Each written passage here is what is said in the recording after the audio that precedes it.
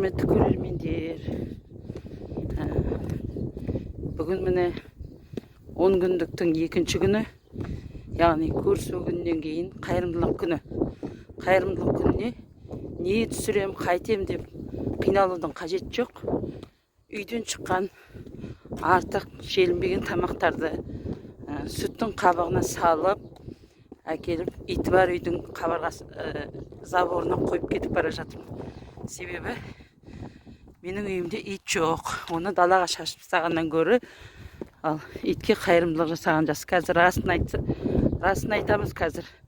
Действительно адамдар итке не берерін білмейді. Артық экономный хозяйкалар көп. Қазір артық тамақ шықпайды.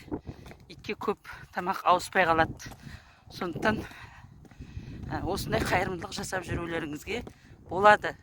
Ең жоқ дегенде жан жануарларға деген қайырымдылық. Осы қайырымдылықтың жоқтығынан сол иттер үйлерінен босап шығып, не істеп, біздің итті талап кетті. Себебі біздің иттің тамағы мезгілінде беріліп тұрған ит, соның тамағын жеп, тамағын бермей қасқа жанталасқан ит байлаулы тұрған, сонымен талап өлтіріп кетіпті. Міне осындай айуандыққа барады. Сондықтан не ғұрлым қайырымды болсаңдар, өмірде сол ғұрлым мейірімді болады.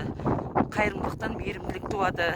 Сондықтан қайырымдылықты көп жасауларыңызды сұраймын, құрметті көрермендер. Мен қайырымдылық қорына мысықтарға даладағы тамақ беріп жатырмын.